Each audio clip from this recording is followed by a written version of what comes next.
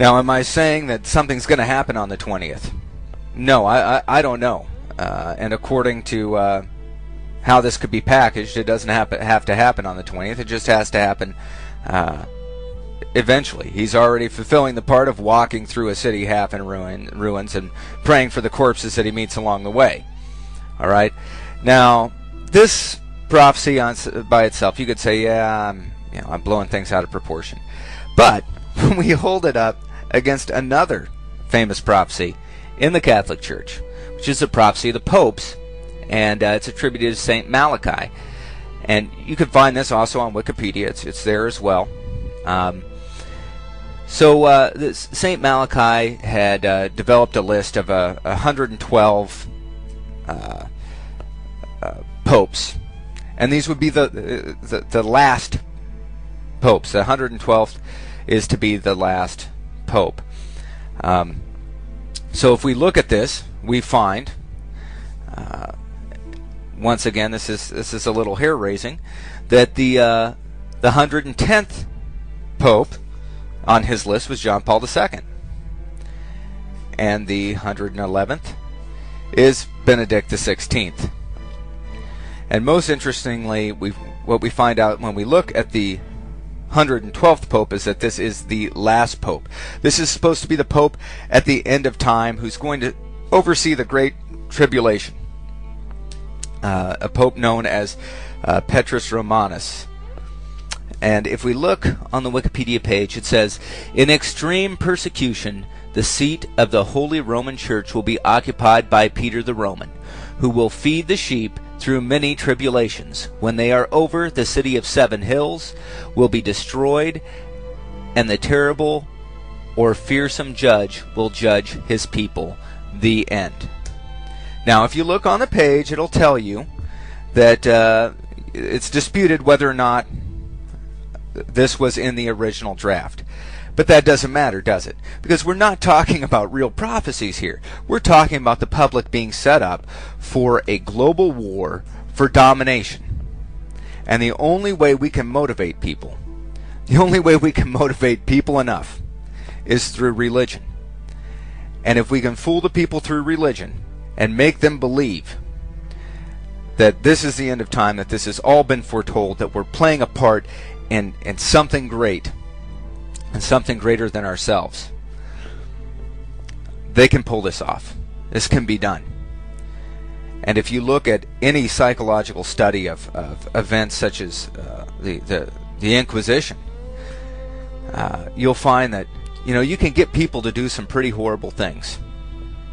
You can get people to do pretty horrible things, but they will eventually come to a point where they can't take it anymore,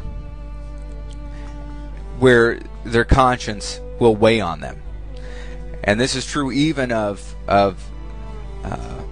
many of the Nazis, who couldn't carry out things themselves. They ordered others to do it, or that suffered severe psychological damage because of what they did.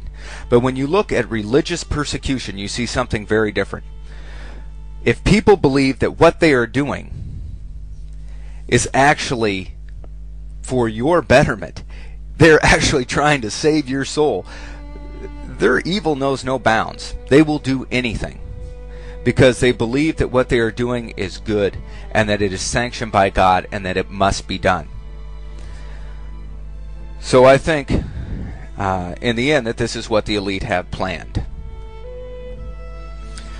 What I also find interesting is if you look at the date when the Pope is supposed to visit Ground Zero, it's April 20th, which also happens to be Hitler's birthday. And a lot of people say that the elites they're occultists and they have an infatuation with numerology and numbers and whatnot, and that may be true.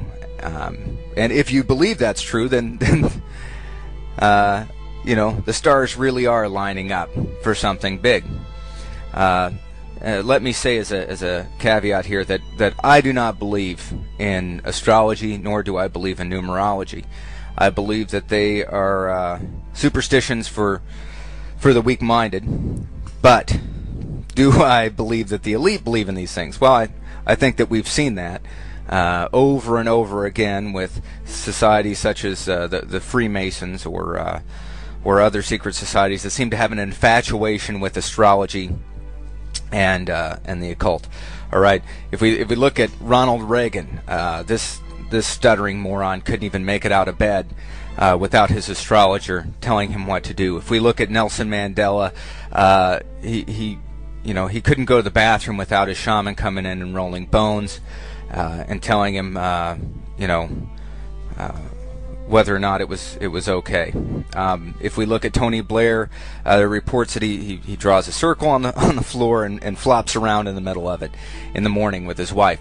So just because you don't believe in this or I don't believe in this doesn't mean that there are other people that are important that don't believe in it. I mean, the elite have proved over and over that they believe in these things and signs and the stars and whatnot. So if we go to about.com and we look under astrology on the astrology homepage, and we go past the story about Nicolas Cage and down to the bottom where they start talking about China and Tibet, and it's interesting what they say.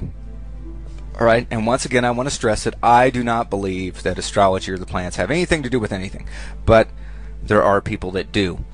And it says, distorted Mars means violence, and Pluto opposite Mars means violence around precisely those issues that have been suppressed by the powers that be.